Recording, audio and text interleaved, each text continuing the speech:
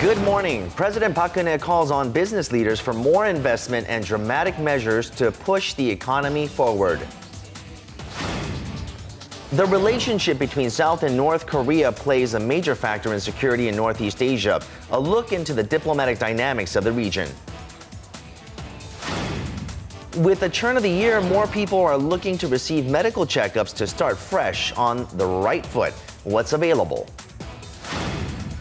And about 3,000 polar bear swimmers gathered at a festival in Busan to take a dip. Why is this so popular? Alex Sigrist checks it out on Korea Today, Tuesday, January 6th, 2015. From Arirang News, this is Korea Today. And a good morning to you. Thank you for joining us on Korea Today. I'm Kim Young alongside Ojin Ju and Kim Min-jung. Good morning, everyone. Those of you walking down the Cheonggyecheon stream might have tested their luck and threw a few coins in the wishing well. I've never tried it personally myself. Have you guys I've always tried doing made a that? wish. I haven't tried it yet. Well, our Chun Song-cho is standing by. She's about to test her luck and see if she gets that coin in there. Let's take a look. Just, there you go. Ooh. Did you get in there? It's too dark. You can't really tell, but she's throwing a couple in there.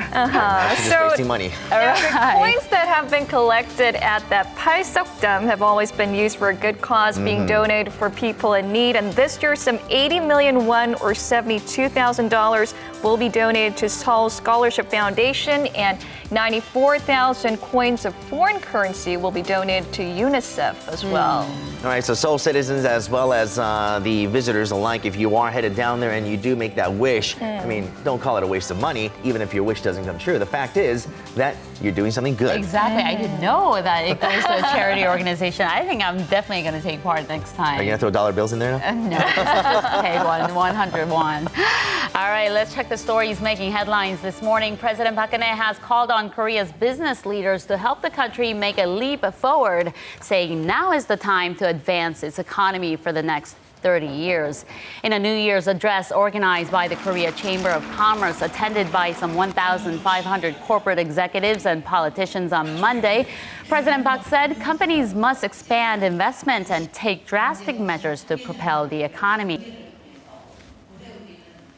특히 해외 진출 경험과 네트워크를 갖고 있는 대기업이 중소기업의 해외 동반 진출에 적극적인 관심을 가져주시기 바랍니다.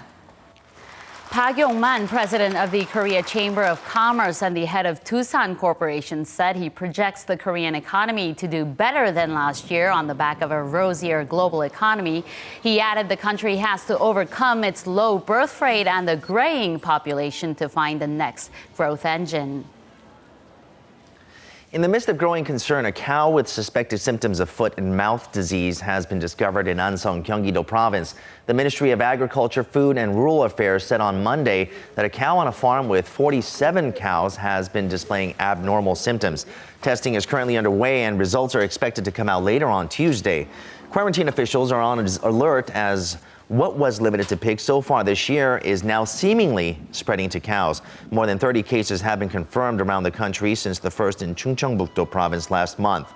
Holding an emergency meeting on Sunday, the Agriculture Ministry ordered vaccinations to be given on livestock in areas where the disease has been reported, while it plans to hold the second nationwide sterilization of livestock vehicles and farms on Wednesday. The Seoul city government has issued a final warning to Lotte Group, saying it will revoke its temporary license for structural use should additional accidents or safety hazards occur in the controversial Lotte World Mall located in Jamsil, southeastern Seoul. The building partially opened its lower 3 floors late last year to the public. The city's Housing and Construction Bureau held a press conference on Monday and said, while there were no structural problems with the building, Lotte has failed to adequately address safety concerns, thus aggravating public anxiety. So far, more than 10 cases involving worries over safety have been reported, including the recent death of a construction worker.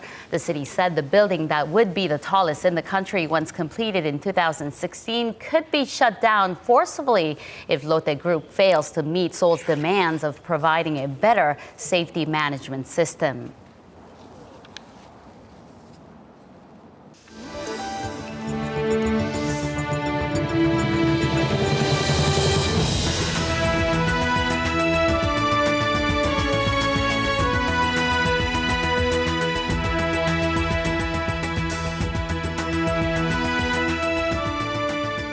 And this year marks the 70th anniversary of the end of World War II, and for Korea, its independence from Japan, followed by the division of the Korean Peninsula. And the leaders of the two Koreas say this year might be the turning point in their turbulent relationship. That's right. And many experts are weighing in on the changing dynamics involving Seoul and Pyongyang and the countries in the Northeast Asian region as well. We're going to hear from one expert. Joining us on the line is Mr. Scott Snider, a senior fellow for Korea Studies. Thank you for joining us this morning. Good morning.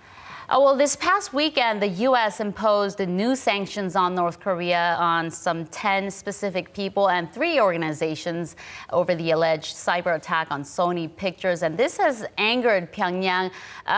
Where do you see the relationship going from this point onwards?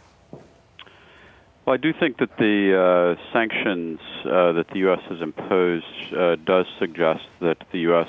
is taking an even more wary and even adversarial position toward North Korean threats in the cyber and missile and nuclear areas. The individuals that were named and the entities that were named are directly involved with North Korean procurement efforts to build up its nuclear and missile programs, and I think that the U.S. is trying to take stepped-up efforts in order to stop North Korea from being able to have a reach to threaten the United States with nuclear weapons or long-range missiles. Mr. Snyder, North Korea, in condemning Washington, treaded a little bit on the lighter side when it comes to South Korea, and there are moves to hold high-level dialogue between the two Koreas. Now, how would such a development be taken by the countries in this region? I think generally speaking, most countries would view an improved inter-Korean relationship as a positive. The big question is whether or not there is a convergence of interest between the two Koreas that would enable that sort of relationship, a stable relationship, to be consolidated. And I think the North Korean nuclear issue is the big sticking point. I think the Park Geun-hye administration has been quite adamant in its opposition to living with a North Korea that can threaten the South with nuclear weapons. Let's try to bring in other countries in this picture. And last year, Pyongyang expanded ties with Tokyo and Moscow, too. And there's now even talks of a possible summit between North Korea and Russia. But however, the North's ties with Beijing seem to have gone south a little bit. Do tell us about the shifting dynamics, especially with China in the picture. Yeah, I think that's right. The China-North Korea relationship has clearly grown a lot colder, and as a result, we see a North Korean diplomatic diversification effort to reach out actively to other countries, Japan, Russia, even Iran, Southeast Asia. And a lot of this is about trying to go around Beijing, but it's really not possible for North Korea to be able to replace all of the things that it depends on from Beijing to provide. So I think that at some point it'll also be necessary for Pyongyang to find a way to stabilize the relationship with Beijing as well. Now, you did mention the nuclear issue with North Korea. Now, lastly, what would be some of the foreseeable events that could change those relations within Northeast Asia? Well, I think the big issue that people would be concerned about is the possibility of another nuclear test. Last April, South Korea's foreign minister referred to the prospect of a 4th North Korean nuclear test as a quote-unquote game changer. It would be a real test in terms of the China-DPRK relationship, if you think it's strange now. It could be even more so following a 4th nuclear test.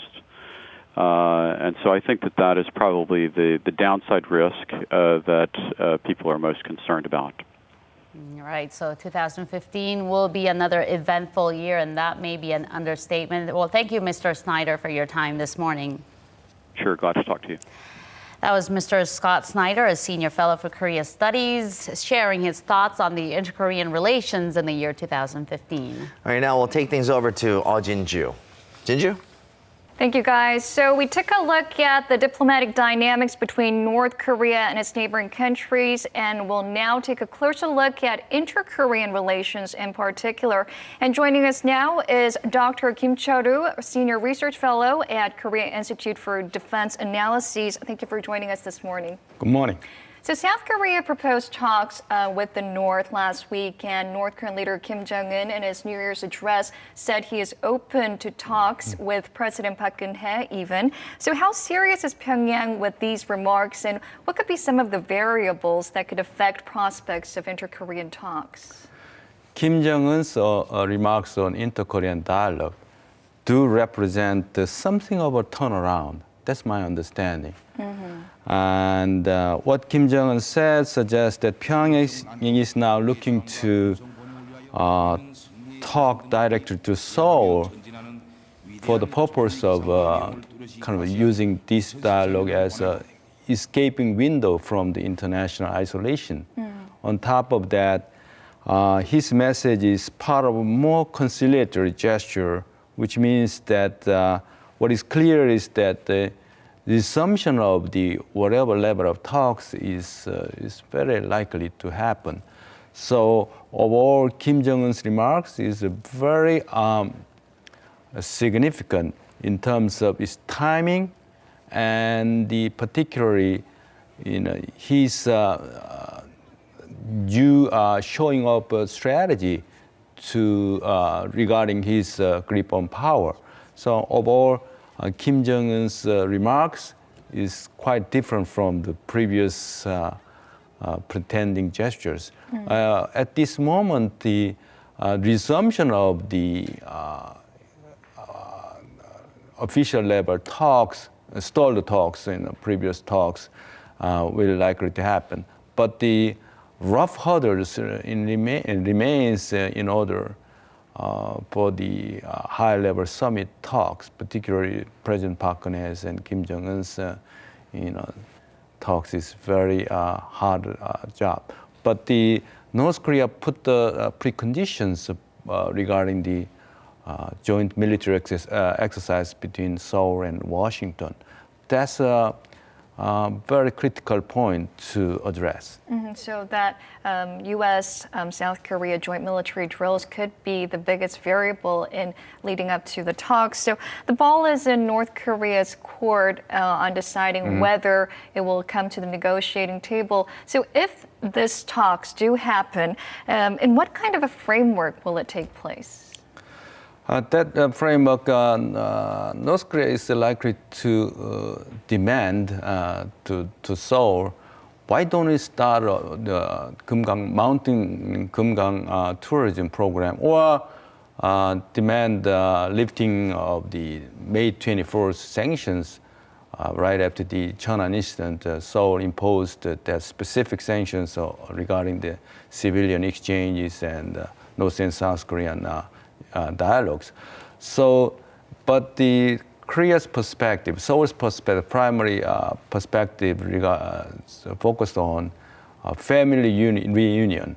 So, Kim Jong-un regime is likely to use this kind of new agenda setting on even unification is likely to use as a kind of a exit strategy from the United Nations and human rights accusations and those kind of stuff. So at this juncture, Kim Jong-un's maneuver is quite different from the previous one because he's more direct and meaningful suggestions will make another big stride in these stalled relations in this peninsula.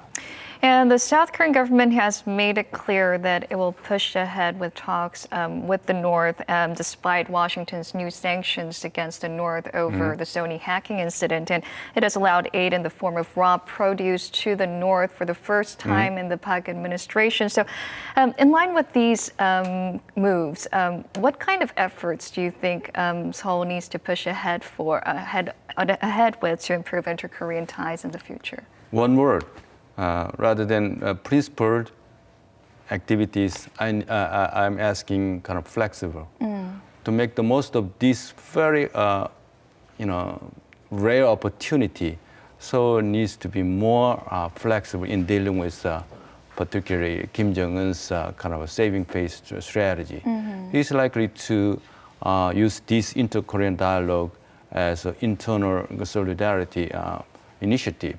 While fully understanding his initiative, Park Geun-hye administration will likely to have to push this drive up to the more flexible approach rather than tit for tat or just regarding the haggling over who's going to be representative or whatever. So that's why the Park Geun-hye administration, particularly Minister of National Unification, proposed the whatever issues will be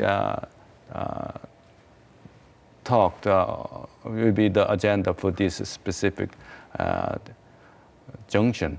So I think the Park Geun-hye administration's initiative for these practical or frank discussions will make a big difference at this specific time. One thing, very clear thing is the North Korea is likely to drive a wedge between the United States and Seoul's alliance. So I think North Korea's anti-American sentiment, provoking anti-American sentiment is very likely to happen. Right. So the upcoming late February's key resolve military exercise is the marginal point. It should proceed as planned. The flexibility does not mean giving full concession toward Pyongyang. All right. Dr. Kim, I believe that's all the time we have for this morning. Thank you for joining us this morning. Thank you.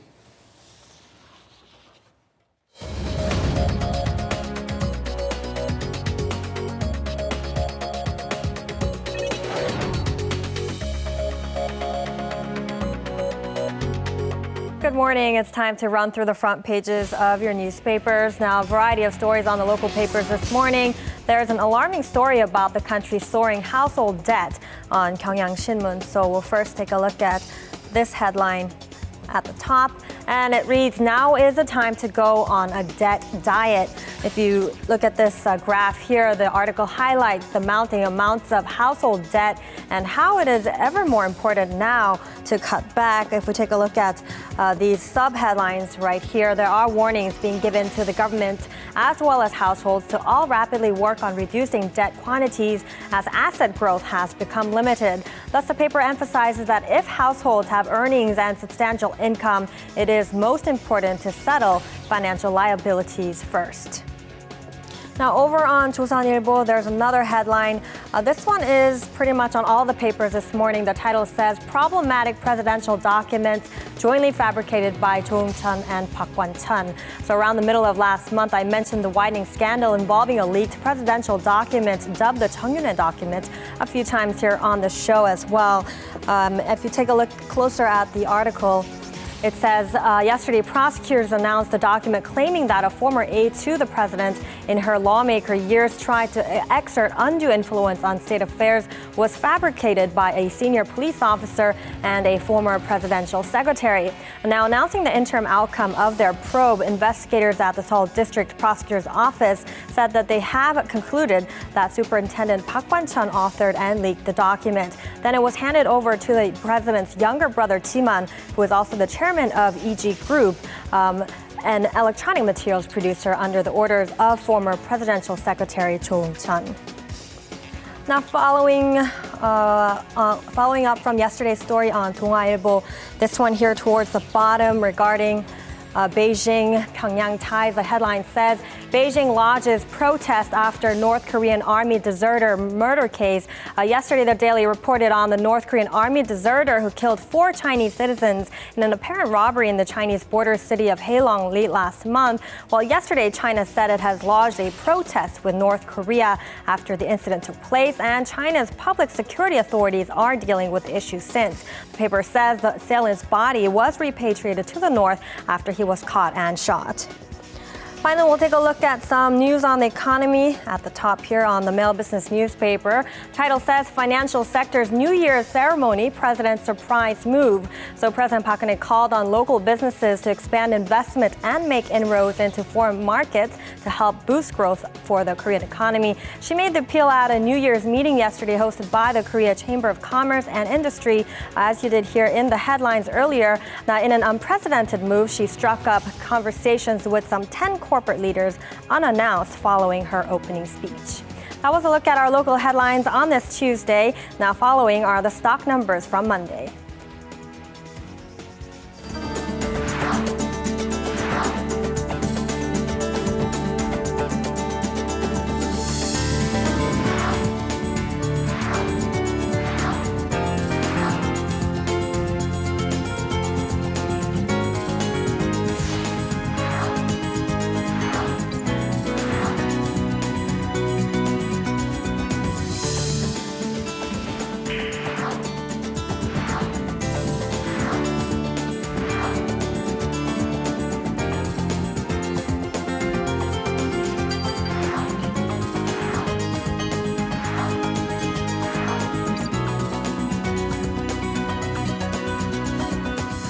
So earlier in the show, we saw Song-cho trying to throw a few coins into that wishing well. It was pretty dark. I mean, that's what's remarkable about it. Exactly. It's really dark these days in the morning. Right now, huh? it's 21 minutes past the hour, and it is still dark. We see the sun coming up a little bit later, but that should all change as the weather gets a little bit warmer, but we're not expecting that just yet. I wonder if Song-cho actually got it in there. Song-cho has the weather for us. Good morning to you, Song-cho. Good morning. Young and Minjung, good morning. Yes, I think I've invested enough coins already for my good luck for today. And yes, we were expecting maybe a bit of snow overnight, but it mainly stayed in the form of rain in most regions due to the warmer temperatures.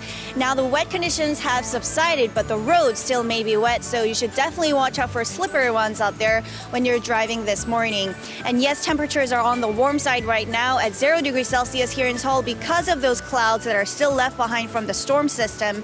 However, as conditions start clearing out in the afternoon, things will get colder and colder just in time for Sohan today, which is one of the 24 seasonal divisions in Korea and supposed to be the coldest time of the year. A frigid air mass is on its way from central China, bringing a cold snap all across the country. It's expected to last all through Friday and will be accompanied by strong gusty winds. In fact, the winds are blowing quite heavily already, so we should brace once again for another cold, bitter winter weather. And with that, let's take a closer look at today's conditions around the nation. You'll notice that midday highs remain below 0 in Seoul, meaning it's going to be even colder than right now. Things are exceptionally warmer over in the southern regions, such as Busan and Jeju, with highs of 10 and 9 degrees respectively. This is all for me with the weather forecast. Back to Minjang. Japanese Prime Minister Shinzo Abe has said his government will express remorse over Japan's actions on the 70th anniversary of the end of World War II later this year. We'll get the details with our Eunice Kim, who joins us from the News Center. Good morning to you, Eunice. Good morning. Now, this could be a shift from the hawkish stance we've seen the leader hold before. Well, that is certainly what people are watching for with this announcement. This will be a document closely watched by both Korea and China, given the implications and potential impact it could have on their frosty relations with Tokyo currently.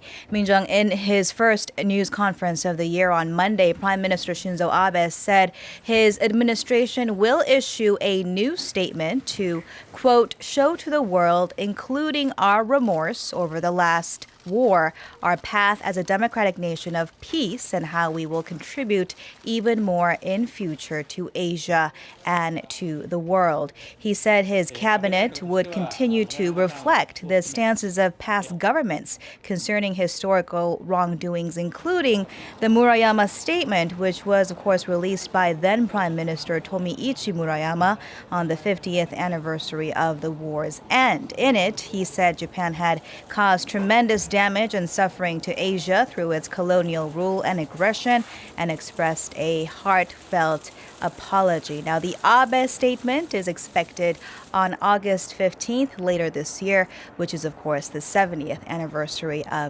Japan's surrender. Well, you said it, but that will be a closely watched statement and dissected in every way. Now, dozens of families are still awaiting confirmation on the fate of their loved ones who presumably went down with the ill-fated Air Asia flight more than a week ago. How did the 9th day of search operations go? Yeah, it was still very much mired by poor visibility underwater and rainy and foggy conditions at the Java Sea. But divers did recover 3 more bodies on Monday and possibly a section of the Air Asia plane that contains a black box.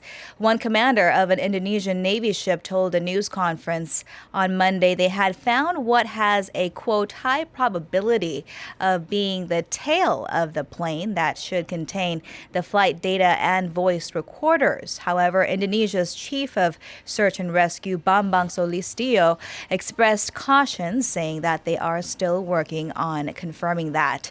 Now, strong underwater currents kept divers from searching for long. It also has led authorities to widen their search area off of Borneo Island.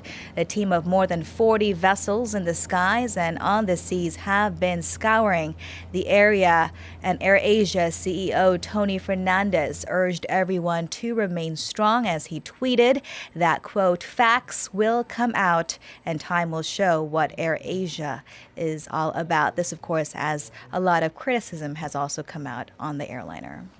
Hopefully all the families will get their much-needed closure on this story. Absolutely. All right, thanks a lot, Eunice. You bet. Now stay with us on Korea Today. With the turn of the year, more people are looking to receive medical checkups to start fresh on the right foot. And these days, there are more options in greater detail, catering to your needs and age group. We'll learn more about what's available with our in-house doctors, so don't go away.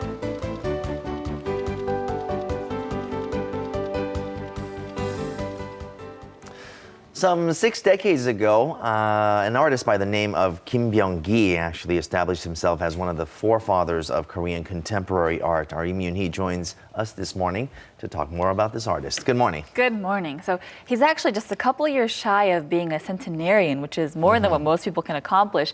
But he also really did influence early Korean contemporary art. Now, the National Museum of Modern and Contemporary Art has opened an exhibition celebrating this artist and his work. Take a look at this next report.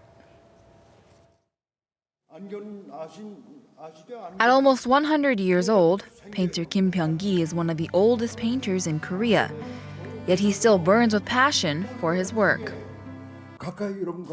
From now on and for the rest of my life, I will be closer to the audience, at least for whatever life I have left. The exhibition at the Gwacheon branch of the National Museum of Modern and Contemporary Art looks back at the past 60 years of the artist. Their works that define Kim as an artist, famous for balancing contrasting ideas. My work contains both the East and the West.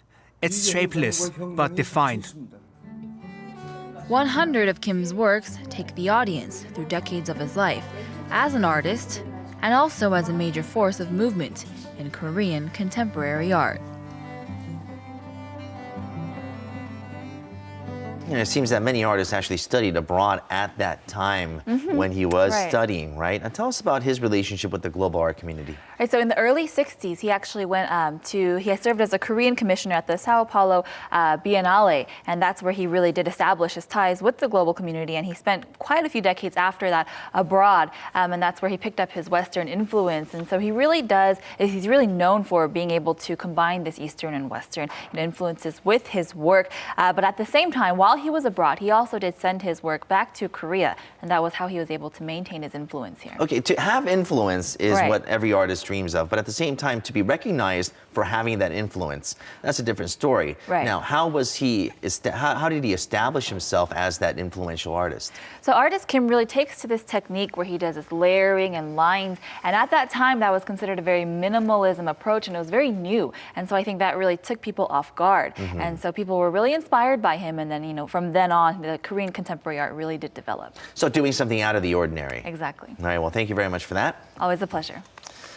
And still ahead on Korea Today, you might call this crazy, and I think I call it crazy as well. I don't think I'd ever do it. Jumping into temperatures or waters with temperatures that are below freezing. Well, not below freezing, but it's pretty darn cold, and the weather's cold as well.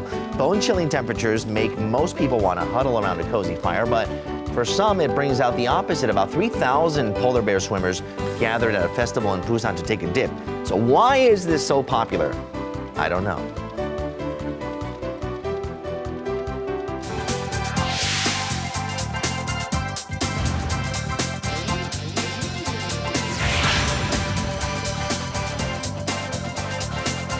So why is it popular? I don't know. We'll find out. Right? There's an ongoing debate, though, online about whether Korean medicine clinics should be allowed to use modern medicinal devices such as X-rays and ultrasound machines. Right. Korean medicine doctors want this, but the idea is facing strong opposition by Western medicine doctors. And to tell us more, Ms. Sorang joins us here in the studio. Good morning, Ms. Sorang. Good morning. Good morning. Yeah, quite a debate. So, under current regulations, Korean medicine doctors aren't allowed to use X-ray machines. They'll get fined if they do. If they want to look at a patient's X-ray to check things such as bone density, scoliosis, bone fracture, and so on, the patient would need to go get the X-ray elsewhere, most likely from a Western medicine doctor, and come back. The same goes for ultrasounds. But now the government is looking at making it legal for Korean medicine doctors to operate these devices. Western medicine doctors are strongly against it, but let's see what people online have to say. Korean medicine doctors already learned about these devices at school. Why not let them use it for a more accurate diagnosis? To which another person replied, by the same reasoning, Western medicine doctors also learn about acupuncture and dentistry at school. Does this mean that they can give acupuncture and drill teeth? It's all about the level of training. And another, I think the quality of care in Korean medicine would improve with the use of modern medical devices. Please think about the patient, not just your turf war. So I believe that the health ministry has to make a decision, but is there a set date until when they will make the decision? Not a set date yet, but they did say sometime within the first half of this year. Okay. Upcoming. Meanwhile, the Seoul city government announced yesterday that it will install speakers in 5 areas in Seoul that have low human traffic, such as these back alleys, and play classical music from the speakers to reduce crime. Now, the effect of classical music in reducing crime rates has already been demonstrated in other cities around the world, such as Elm Park Station in London and Minneapolis in Minnesota, USA. But why does it sound more creepy? You watch too many horror movies. You're walking down a dark alley and you hear dum, dum, dum, Symphony. dum, you know, Beethoven. That's a bad segment. Wrapping up, a large volunteer organization with more than 100,000 members just launched a campaign to promote hanbok to the rest of the world. The organization is called VANK. It's made up of people from all walks of life and all ages united by a single goal to introduce Korea to the world. Their latest campaign, dubbed the Wear Hanbok Project, comes in 5 parts, 5 missions that members can pick and choose from. 1. Wear hanbok and use public transport. 2. Meet a friend. 3. Visit an ancient palace. 4. Talk about hanbok to foreigners. And 5. Post photos of all of this or any hanbok on social media. The project started yesterday and will continue for the rest of the year, introducing the beautiful dress to the rest of the world. It's a noble cause for sure, but I don't know how it will ever catch on among just the regular people. But it's true. People could get to know hanbok more around the world for sure. Right, and that's exactly the reason why VANK started this project, because not everyone was familiar with hanbok. And they also mentioned that, before we get frustrated about this, that not everyone knows about hanbok, we should first all do our part to actively support, wear, and promote hanbok in our day-to-day lives. So, I agree. Are you going to wear hanbok tomorrow? Maybe. Maybe. Your game. Maybe. All right. Thank you, Ms. Sorang, for that. You're welcome.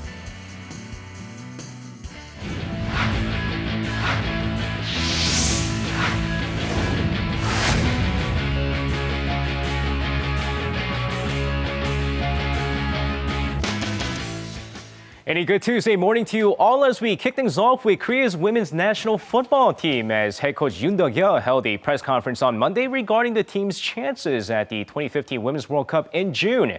With the women's national team beginning their training session at the National Training Center in Paju, head coach Yoon sounded pretty optimistic over their chances for the upcoming 2015 Women's World Cup in Canada. With Park Eun-sun and Ji So-yeon at top as the two top strikers, he stated that their goal is to finish at least in the round of 16. Meanwhile, the team will compete in the Four Nations tournament in China starting on the 11th of this month. And now staying in swimming, this time with Park Tae-hwan, who despite a rather disappointing Asian Games in Incheon, hopes to bounce back in time for the 2016 Rio Games in, Rio. And in order to do that, he's looking to train at another place. And of course, according to a close source to Park Tae-hwan, the Marine boy is set to make a trip to the U.S. on the 7th in order to find a training camp where he can prepare for the Summer Games in 2016.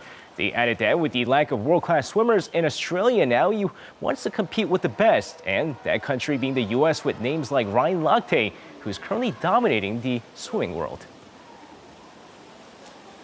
And now finishing things off in baseball, where SB Nation, a renowned sports website, ranked the top shortstops in the majors. And what do you know? Kang Jung-ho is ranked 12th in the list.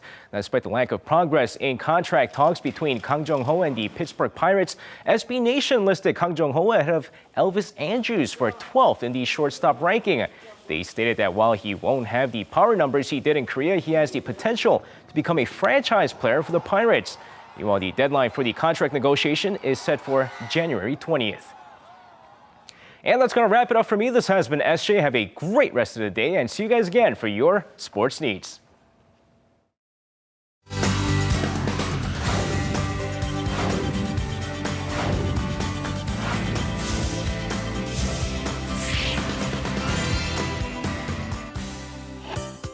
With the new year, a lot of people are lining up to receive medical checkups.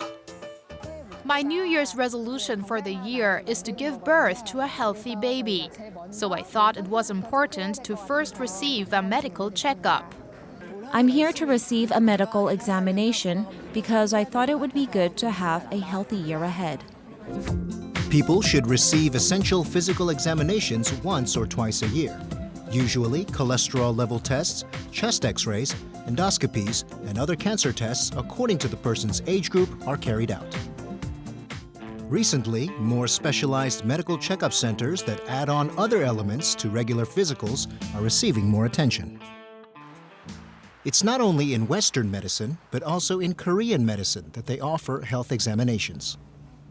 In my case, I have cold hands and feet, so I thought I would be able to find some answers in Korean medicine rather than Western. That's why I'm here to receive a checkup. There's the Yangdorak test that measures the meridian energy flowing in the hands and feet for a health assessment. There's also ultrasound analysis of cerebral blood flow that looks for stroke symptoms, a test for artery hardening, a test named Vega designed to gauge the body's energy levels and functional abnormalities, and an infrared test for body heat. These are all detailed methods to get a closer look at the state of your body.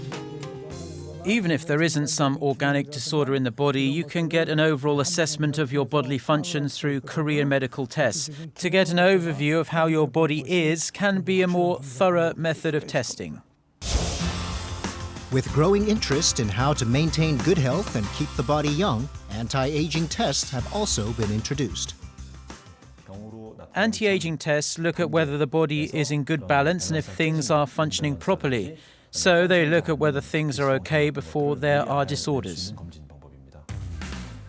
By conducting a hair analysis, the amount of toxins and fine nutrients accumulated in the body can be determined. There are also organic acid tests, DNA tests, and tests for the autonomic nervous system. These provide information on the problems that each individual faces and prescriptions to change the state of the body. The Gangbuk Samsung Medical Center's Total Healthcare Center uses cutting-edge smart examination services that offer users a smartphone guide for greater convenience. By introducing such advanced systems, we can conduct physicals a lot faster with greater convenience. Other medical evaluation teams from China and European countries have visited and given us great praise for this system. All the information that needs to be checked prior to tests are provided through this smart guide. They also show visitors how to get from one place to another. Also, automatic registration allows people to see how many people are waiting in line. It was really convenient and easy to use. I was able to register with my smartphone and check what was on my list. Each time I open and close the door to change, I would be able to tag my phone and see how much I would have to wait, so it was a better use of time. After the test, you can check the results on your phone, or you can choose to look through only those that show abnormalities. There are a growing number of health examinations offering more detail for the patients. Start off the year with a medical checkup to ensure a healthier year ahead. We've shared our New Year's resolutions with our viewers. Yours was to become muscular, and his was to lose some weight, which has already been broken. But it's not just us. Many people are looking to become more fit and healthier and are signing up for medical checkups. Right. And to tell us more about these medical checkups, we're now joined by Dr. Alice Hyung-Kyung-tan from Samsung Medical Center. Good morning. Good morning. Hi, good morning. What's your New Year's resolution? Just out of curiosity. I want to stay healthy. Healthy enough as it is, I think, right? Now, there are a lot of checkups, and there's a lot of different examinations that they do include in a normal physical or a medical checkup, right? Tell us some of the options available. Right, I think most people are familiar with the tried and true traditional format of a medical evaluation where you meet with your doctor, you have an interview, physical examination, some basic blood and urine tests, X-ray and EKG. You may not be familiar with some of the newer diagnostic tests, such as genetic testing looking for hereditary diseases.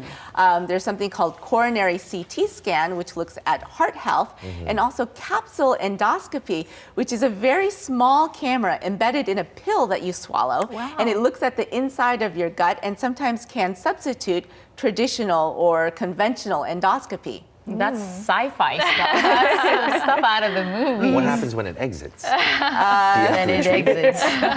It is interesting. And they say we need to get medical checkups at least once or twice a year, but we come up with all these excuses, being too busy, being short of money. But why is it so important? Well, we want to find a potentially dangerous disease in its early stage when it's still, say, preventable or curable. For example, stomach cancer has an up to 90% cure rate if it's found in its early stages. And you can also do endoscopic treatment. In other words, avoid major surgery to treat stomach cancer in its early stages. Colon cancer is another big killer that can be completely prevented with screening colonoscopy, during which the doctor can remove the polyps that later turn into colon cancer. So the goal is early detection and early treatment. Right, and the age 40 is apparently the time you cannot miss, and the National Health Insurance Service provides medical checkups for those around that age, I guess that milestone, and guess who's around that age bracket? I'm 30. I'm turning 30. So you say.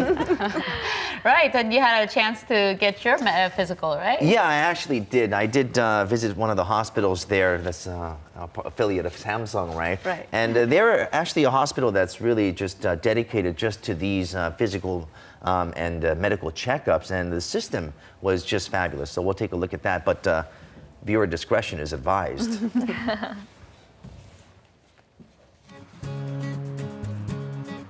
What kind of tests will young be receiving today? In the case of men in their 40s, cancer and chronic diseases are the main risks. So they will have to receive an endoscopy to check for their stomach, colon, thyroid, and lung cancer. Also, a benzodine test or colonoscopy, a chest X-ray, and a thyroid ultrasound. First, a basic checkup will be conducted through a blood test and X-ray to examine cholesterol levels and whether or not there are signs of pneumonia. In the case of men in their 40s, it's good to receive an endoscopy every other year for early detection of potential stomach cancer. If you have enjoyed drinking for a prolonged period of time, it's good to receive a liver ultrasound. This can determine if you have liver cancer, fatty liver, and acute or chronic hepatitis. Also in their 40s, people are more vulnerable to thyroid diseases, which is why an ultrasound that can identify even tumors under 1 centimeter is recommended for a detailed examination. So you always take these medical examinations every once in a while, and the thing is that, you walk in not being too afraid, but, right when you get in that seat and they start testing you, there's things that you worry about. And one of those things, or some of those things, actually happened to be my blood pressure, and also I've gained quite a bit of weight since my mid-30s, so I'm a little bit worried about how that's going to turn out, but we'll have to see. What test results will Young receive? We take a closer look in the studio. I'll tell you one thing, my hearing's really good. Your hearing's really good. She said I passed the flying. Congratulations. She said I have dog hearing. Wow, okay, like a bat. So be careful what you whisper behind my back. All right. All right, so he added a few additional options onto his medical checkup. What about someone in her 30s, maybe a woman in her 30s like myself? What are some of the things that you must get? Well, a lot of women are getting pregnant later in life, in their 30s, and so that's a time to do pre-pregnancy counseling regarding lifestyle and also reviewing vaccination status, especially varicella and rubella vaccines. We also do breast cancer screening and cervical cancer screening as well for women in their 30s. But then how about the people in their 40s and older? This is when they get really aware of receiving these medical checkups. Right. So the risk factors for cancer, heart disease, diabetes, stroke, they all increase significantly in people in their 40s and 50s. And so that's when we look harder for these diseases, basically. Starting at age 50 is when we start doing colonoscopies in both men and women. At this age group, I start paying attention to women's bone health as well. So women in their 40s, premenopausal women, I will start checking a vitamin D status. For women in their 50s or postmenopausal women, I will add a bone mineral density looking for osteoporosis. Now, there's the age group factor, but there's also other factors involved as well. For example, your lifestyle and your obesity. Right, so I can't emphasize enough the importance of discussing with your doctor lifestyle factors, but also family history. If you have any specific health concerns and symptoms as well. When you discuss all of these things with your doctor can help design a personalized screening program just for you. So, I mean, just real shortly, how do I look? So your results. Yes. So, Young, you're alive? I'm alive. Yes, and you're going to stay living. Yes, there were some minor abnormalities. Your blood sugar, your fasting blood sugar was a little high. There were some factors related to what we call metabolic syndrome. So you are at slightly increased risk for diabetes and heart disease. It runs in the family. But this is the time when it's still reversible. Okay. So working on exercise, weight loss, good diet, it's all important for you. So cut back on that chocolate bar, right? Exactly. And you're walking to the studio now. And maybe the alcohol. Oh, I have to walk up these stairs? Are you crazy? Thank you. You're welcome. Thank you so much. You're welcome. Thank you.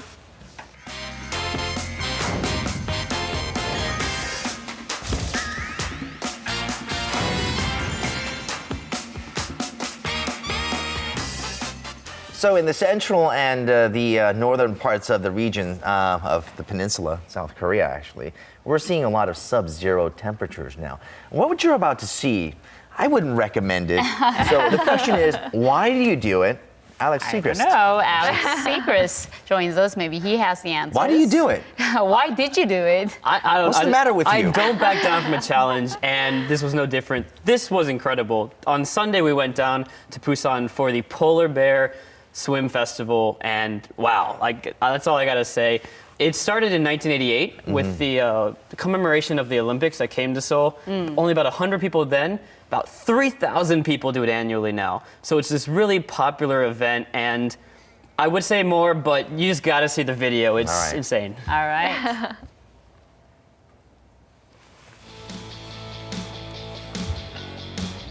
The Polar Bear Swim Festival first began in Busan in 1988, and with the enthusiasm and support of many of its participants has continued on to this year, making it the 28th annual festival. So this year, just like any other, a lot of people gathered at Haeundae Beach to enjoy the swim festival. People are in their t-shirts. Wow. Aside from the main Polar Bear swim, A lot of other events took place on the side. There was a face painting and a place you can make your own hand warmers to beat the cold before diving into the water. It was full of this festive atmosphere. And to mark the new year, people came together at the beach at the peak of winter. Everyone had their own goals and hopes for the year ahead. Survive. So it's also a time for many to pray for good health in the new year as they jump into the icy cold water. You must be a I fireman. love being able to feel winter like this full on in the middle of the ocean. That's what I love the most. Just enjoying things, and for people to be able to come together and enjoy themselves in a healthy way like this, I think it's great. He is really fit. Yeah, so despite the strong hopes and ambitions for everyone, not everyone was down with the cold. Will you guys be swimming today? No. No? No. Just visiting to see the activities? Too cold, yes. Are you guys going to be swimming today? Are you kidding? No.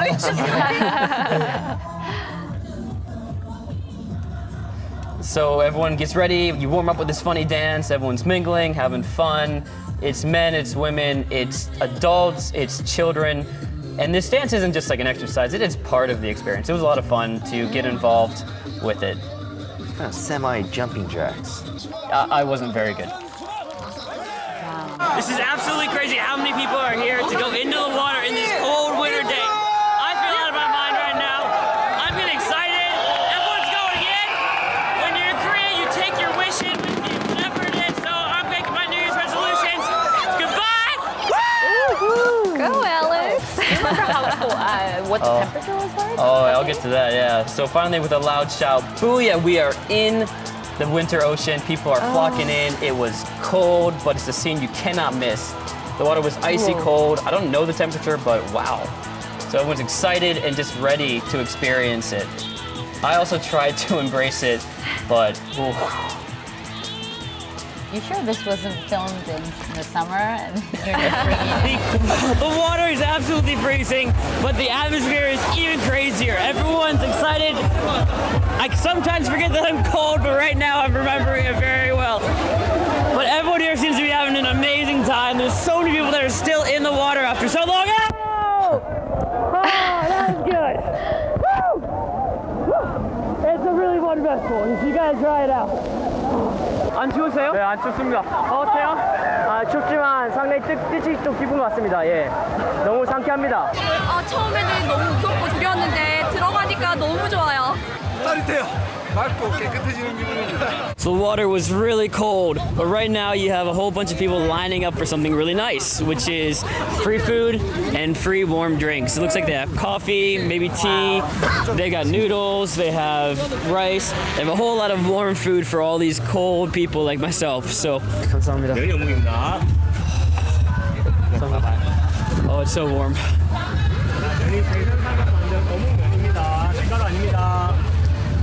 It's hot. It feels really good after being in that cold water. Does it really? Oh, that felt good. So all these people came together to get rid of the cold and just take winter on firsthand. The Polar Bear Festival helped people do just that.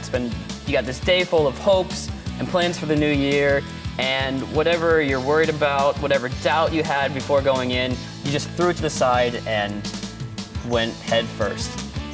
More like you forgot it because it was so cold. Right? That's possible. I think Homo sapiens are the only species on Earth that actually volunteer for stuff like that. So tell us about the weather. Oh, it was. I'm looking at you funny. Yes. It was cold. It was about 1 degree, not degrees. It was 1 degree when we got there, but it did warm up a little. Oh, Celsius, and a little bit warmer when we finally went in around 12 o'clock. It was cold when you hit the water, but because everyone's around you excited, you kind of forget it and you just fall right in. Oh, wow. That's whatever, dude. Crazy. That's crazy. And I don't want to pour cold water over it, pun intended. But the concerns about accidents, of course, and people have hypothermia is a real problem or also. A heart attack, so exactly, if people stand by, know about these things, and they took care of everything. Well, if your health test didn't come back so well, maybe you should step back. But if not, it's fine, actually. They had the fire department, they had lifeguards, they had boats, they had jet skis. They had everything from your hypothermia taking you all the way to the hospital, so it was okay. Okay. And was there anyone among the participants that was especially memorable, besides the one that poured a bucket of water on Oh, you? yeah, him. The Busan beach guys, if you've ever been to Haeundae, the guys that are always tanned, they were there. Buff. The buff guys, yeah, in Speedos, they were And there. they lift weights on the beach. Yeah, they were there. So if Just you to know show them, off, right? if you know them, if you've ever been to Haeundae, you know exactly what I'm talking about. In any case, hats off to you. Round of thank you. applause for Alex. Appreciate it. Maybe It's we'll worth take it. part with you next year, but maybe not. You're invited. You're invited. All right, thank you so much, Alex. See Yeah, you you're next welcome. week. All right, well, that's just about it for this edition of Korea Today. All right, well, don't jump into any cold water anytime soon. It's but, illegal to jump into water. stay warm out there. We'll see you back here tomorrow morning at 7. All right, thank you for watching. Bye-bye. Bye-bye.